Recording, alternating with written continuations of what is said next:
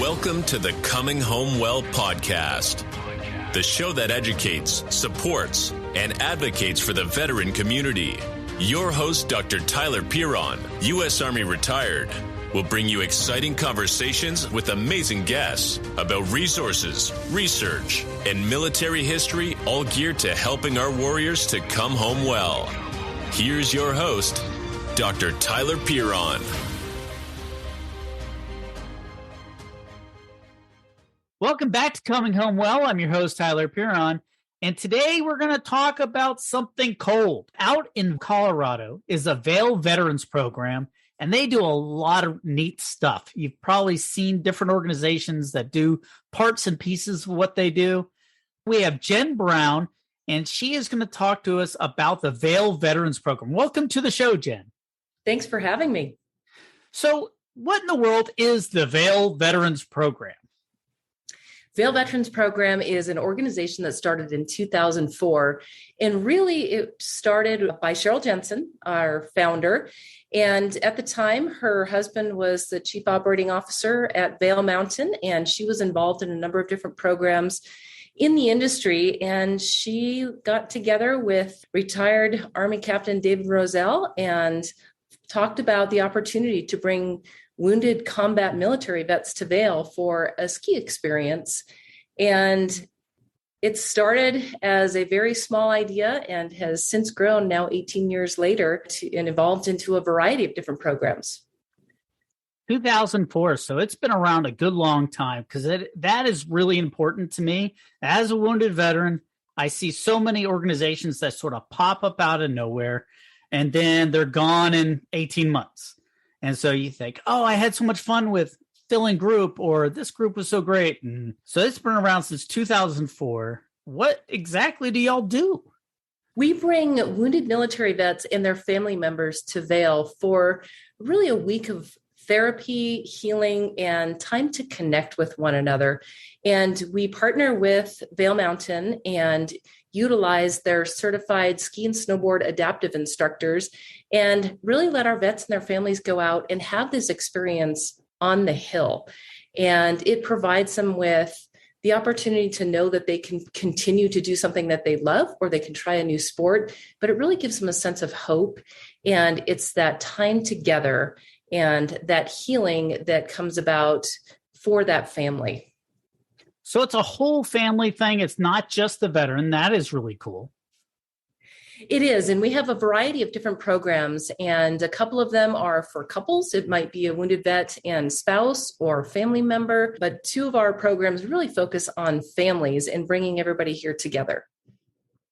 So you have more than just the week or the week in the winter. There's a bunch of other stuff you guys do, which I was so impressed with. Like, oh, here's our program. And it kept scrolling. There's so many things going on. So what are some of the other things? We'll get back to the winter week of skiing and adaptive skiing, because that is just a whole love of mine. But you guys have a number of other programs as well throughout the year. We do. One of the great things about being in Vail is we're obviously surrounded by mountains. And as the programs evolved over the years, Cheryl came up with a number of different ideas to bring families out here for summer. We have whitewater rafting, rock climbing, zip lining, horseback riding, fly fishing.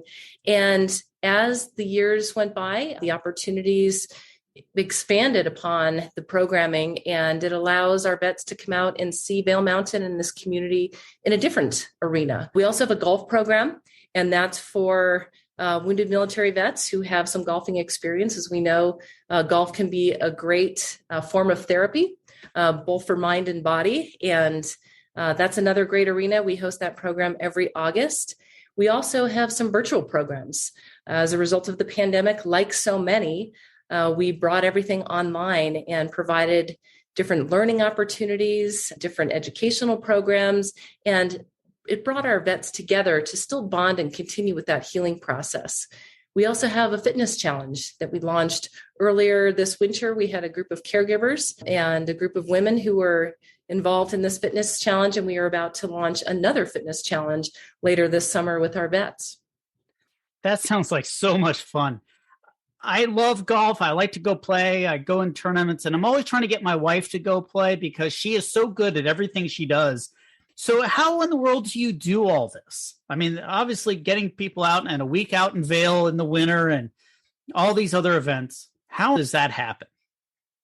The roots of Vail Veterans Program are due to this community of Vail and the support that we receive here. Truly in its infancy, when the program started, it's all about community here. And we have such a great community that wanted to come out and show their support for our wounded vets.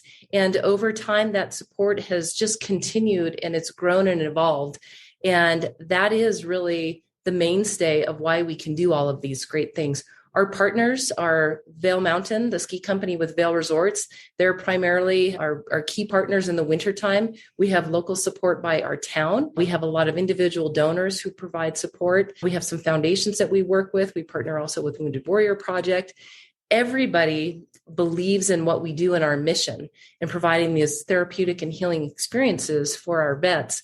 And I think one of the great things about being in Vail is that it is such a giving community. And when we bring our vets and our families here, they become family. And it's not just a once in a lifetime visit or a one-time visit.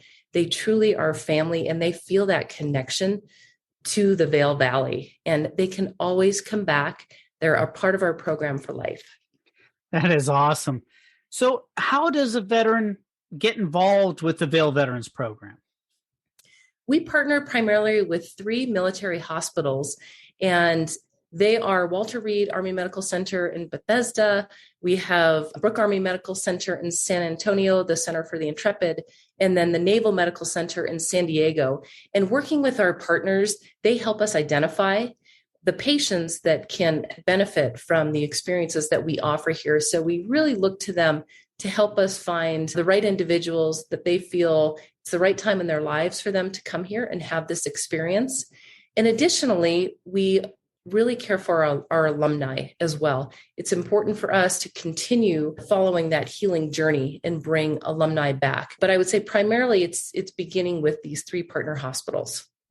Yes, I spent some time at the old Walter Reed before they moved and merged with Bethesda. And my oldest was born at Bethesda back when there were 2 different hospitals. And so it's always interesting to see the merging and the, oh, that's Walter Reed. No, Walter Reed's in D.C. That's Bethesda. 2 different places. Now they're the same. So yeah, getting folks that are just at that recovery stage, usually I would guess most of them are still in at the time. Yes, most of the patients that we see have recovered to a point in time in which they can partake in these outdoor activities, but they are patients, generally speaking, and they are receiving treatment, but in a place where they can travel.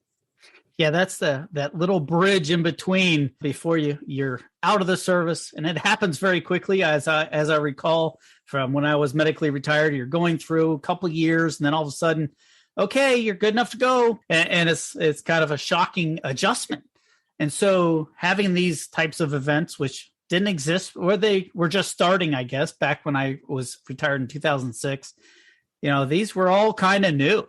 And the processes and the groups were just sort of like, hey, there's a need here. I guess you guys were a couple of years old at the time. It's certainly grown since then. And you guys have expanded. So you have a lot that you have the summer, you have the winter programs, but you also mentioned something about caregivers. And I think that's real important. Yes, we have 2 caregiver programs, and obviously living with and supporting a wounded military vet, the caregivers also have to handle an awful lot. And through time, we identified that this was certainly a need that we could meet, and we bring caregivers out for a couple of days to just be together, support one another in an environment where it's all about togetherness. They have similar experiences, they can bond together. And we also bring in outside facilitation to help them with different aspects of life. It could be financial planning, it could be wellness, it could be meditation, a variety of different needs that may come about that we just help them come together in a place where they can heal and have their own time. It is definitely a massive change for the family members. All of a sudden, roles have changed, or the routine of the military life has been upended. And you've got a wounded veteran, all of a sudden, oh man, I have to not do the things I was doing and take care of them, or we're no longer in the military or about to not be. And all sorts of chaos in their lives. So what kind of family support programs? I know you guys have some. You talked about the military caregiver program, but it goes beyond that, doesn't it? It does. We have a great partnership with a local ranch. It's Black Mountain Ranch, Dude Ranch in McCoy, Colorado, just to the north of us. And this coming week, we have 2 families that are coming to experience everything ranch life. We bring them out and they go directly to the ranch and they get to be wranglers. They ride horses. They have s'mores around the fire pit at night. They tell stories, but it's really time for these families to come together and be in an environment unlike what they know at home. And they're intended to be smaller. So we have 2 families coming out in the next week, but it's about 3 families a summer that partake in this program. That's a pretty neat program. Now, I would imagine that as time has gone on, we've pulled out of Iraq, we're out of Afghanistan, mostly out of Syria. Finding folks to participate is hopefully becoming a little more of a challenge. It's been interesting. Our founder will tell you that back in 2004, she would not have known today that this program would be going so strong. She initially planned to host 1 or 2 programs, and as the need continued, she really dove in and provided more programs. I think what we're seeing today is there's still a need, and we are still seeing injured military who need a place to experience the healing and the therapy that they can get by coming here. Yes, maybe we have evolved from some of the previous interactions that we've had around the globe, but we still are seeing and receiving the outreach of people who are asking about our programs. I know it's going to be a long time. These wounds don't necessarily heal right away. Many of them are permanent. Many of them, you don't grow limbs back, things like that. And so there's going to be an enduring need. So I've never been to Vail. Can you describe it, like what it's like? I mean, you're talking about this mountain, and I've been to Colorado, been to Denver, but I've never been to Vail. And you guys have mountains. Here in Virginia, we have little hills that we call the mountain on our little ski slopes. And, we have great programs nearby. Wintergreen Adaptive Sports does a similar small scale weekend for veterans that are wounded, and they do all sorts of cool stuff. But it's a little mountain, okay? Probably a hill out where you guys are. So if you could visualize a picture of what you're talking about. Vail, the town, sits at 8,100 feet above sea level. And if you can imagine standing... I'm out of breath already. I know. It sounds daunting, but truly it takes a few days to acclimate. And really, this community is a village. If you stand at the base of the mountain, you are in a couple of different villages. It is so vast. Vail Mountain is more than 5,000 acres, and it feels like numerous mountains. But the experience of moving from the base all the way up on top of the mountain it gives you this sense of freedom. You have this vista, a 360-degree view in any direction. And in the wintertime, you see snowfields. You can see above tree line. It's just covered in snow. And that bright blue Colorado sky is an incredible contrast. So the beauty, that sense of peace, and I think that sense of freedom of being up on the mountain really gives it a sense of place. We also have more than 300 days of sunshine per year. So typically it's spectacular when we bring our vets here. And I imagine your winter is much longer than ours here in Central Virginia, which is about 2.5 months of actual snow up on the mountain. I imagine yours is a little bit longer. It is. They typically open the mountain in November, and this year they closed in early May. I made some of my last turns were in early May this year. So we have a very long season, and the 2 programs that we host in the winter are January and March, typically fantastic snow conditions and a great time to be here. Yeah, I think we're shutting down by late January. So yes, that's a bit different. And so what kind of experience does a veteran need to have to come out and participate regarding with skiing? Any background or anything?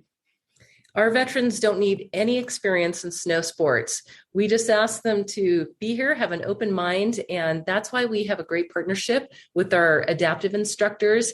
And they show our vets how to learn the technique, and they develop this trust. It's really incredible to watch the experience between a vet and their instructor, because they have to learn to trust one another. And it enables them the ability to learn this new skill set. And that's the objective of the program. Get them out to try a new sport. And by the time they leave here, the great thing is if they're traveling with their family, they get to ski or snowboard with their kids or with their spouse. And maybe they've done it prior to injury and they're returning, or maybe it's something brand new that the family can do together. That's pretty awesome. So you guys are able to take folks with missing limbs and all those, you would think, permanent, nope, can't do this anymore type of injuries? Yes, that's the great part about this partnership with the Vail Adaptive Ski and Snowboard School is they know they have all the equipment necessary to teach a variety of different injuries. It could be a sit ski. They have somebody with outriggers. It really depends upon the nature of the injury. The other great thing is through the partnership with our hospitals, there's conversation and dialogue around each patient's needs. For example, there may be injuries that aren't visible, and it's just an awareness so that the instructors can understand what the need is, and they determine how to facilitate that learning. I bet that's just quite amazing to watch, that evolution of, nope, can't do it, I'll give it a try, and then sort of just going off and doing it and having fun at it. What's amazing to me is you look into somebody's eyes, and from day one to the last day, you can see day one, there's a little bit of maybe not fear, but just a little bit of not being sure. Hesitancy. And then by the last day, it's just pure joy and laughter, and they're having fun. And it's just this transformation that occurs over 4 days. It touches your soul, and it just brings such joy to everybody that's a part of it. I just feel exhausted talking about 4 days of skiing, 1 day, and I'm like wiped out, and so I can't imagine 4 days of going nonstop. I know that most people do that when they go on trips and things. That just sounds like absolutely like, oh my gosh, like my legs would be jello, and I'm not the best skier. So obviously I'm probably using all the wrong muscles and everything else. How exhausted are people at the end of this? I mean, it's probably a good exhaustion. They're pretty tired by the end of it, because in addition to the ski days, we bring everybody together for dinners in the evening. So we have a bowling night typically. So there's a little bit of that fun in afterwards. And we also have a tubing night in the winter. There's a tubing hill on the mountain. So the day extends into evening, and definitely by the end of the trip, they're exhausted, they're happy, and they're ready to go home and recuperate. So where do these families stay? Is it like at a hotel or with a sponsor family? How does that work? Vail Veterans Program provides all programming to vets and their families at no cost. And we partner with our local community lodges, restaurants, and really all of the businesses that are located in Vail. So we bring them here and we put them up in a variety of different lodging properties around town. And it's through this great partnership over these 18 years that makes us successful in doing so. It just sounds like such a wonderful program. You guys talked a little bit about how COVID has impacted and moving things online and making sure that you're still reaching out. And one of the neat things that I saw was the resiliency program. I'm a big fan about developing resiliency, but you have a number of other programs. So let's talk about that one and the other online type of programs that are accessible to a broader audience. Sure. I think, the pandemic for all of us allowed us, I'll say, the opportunity to be creative. And what Vail Veterans Program did is, instead of just halting everything, they very quickly moved as much as they could online to maintain connection and still provide these opportunities. And a couple of different programs had started, and they just wanted to continue this healing process. So resiliency training and programs did continue. And we also had Our Mission Continues, a grant program where we just provided support in different ways, especially in the early months of the pandemic. And on the virtual program side, they hosted more than 900 vets throughout that time period and providing different experiences. I think in the future, we'll continue that. Our primary focus, though, right now is to continue with in-person programming as much as we can. And towards the latter part of 2022, begin to add back more of the virtual programming. I love the mix. I mean, I love the fact that you guys are so dedicated to supporting veterans. Like, well, we're not just going to close up the doors and just like, okay, you guys are on your own. We're going to reach out and, hey, here's some really cool things that we can offer. And I saw a number of really interesting things, the dietitian, financial planning, and then you had mentioned the fitness challenge that's coming online for veterans here soon. That's always neat to get back into shape. That is often, it's almost an archetype of people who get out of the military. You're not exercising as much. You're not doing the same things. How is that working? It's been really well received. I think one of the great things about our program is we're small enough where we can provide different experiences. And if we have a great new idea, or if somebody comes to us and says, here's a need that we see for wounded vets that's not being met elsewhere, if we begin to see a trend or an opportunity, we have that ability to implement something new and different. I think one of the other things that's great about the organization is we say yes to as much as we possibly can. So we can do things differently, maybe than some other organizations, and that's what makes it special. And as we continue into the future here, one of the things that we're taking a look at is there a new or different need? Or has the pandemic created a need that's not being met? Or how does our programming need to evolve to meet maybe changing needs that are occurring for our vets? So one of the things I'd be curious about, is there a large veteran community in Vail or in the surrounding area? I know that there's a lot of little bases around in Colorado, but I wouldn't imagine there'd be this huge veteran population, but I don't know. Well, one of the interesting notes is that the 10th Mountain Division was rooted here in this community just south of Vail, and Vail Mountain's founders are from the 10th Mountain Division. We also have a local VFW, and there are military vets in our community that come together and participate in a variety of different programs in the community. On the wounded military vet side, yes, we do have some. I would say we more so work with the partners in the hospital through the relationship in the inception of the program. It is always just interesting how different communities have different veterans groups and they all come together. And it's always amazing to see all these different age groups and different eras coming together. And you wouldn't imagine it, but all of a sudden they're all service members again and talking and reminiscing and exchanging different experiences. So I'm sure that's part of that magic that occurs. It might even just be happenstance as folks are on the mountain doing something else and just start talking. We've been talking with Jen Brown with the Vail Veterans Program. The website's super easy, vailveteransprogram.org. So Jen, we've talked about a lot of things, but I'm sure I've missed something. Is there something I should have asked about but haven't?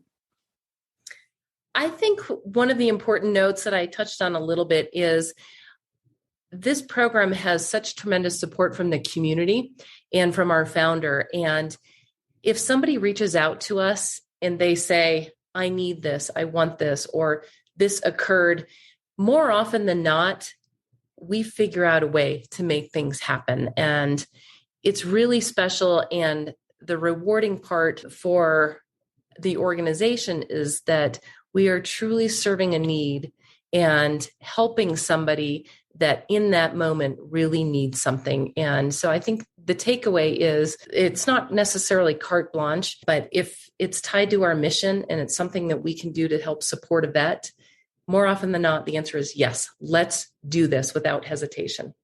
I love that answer. I love that approach. If you're listening and you are I'm always amazed at this type of organization. I'm especially impressed with the Vail Veterans Program.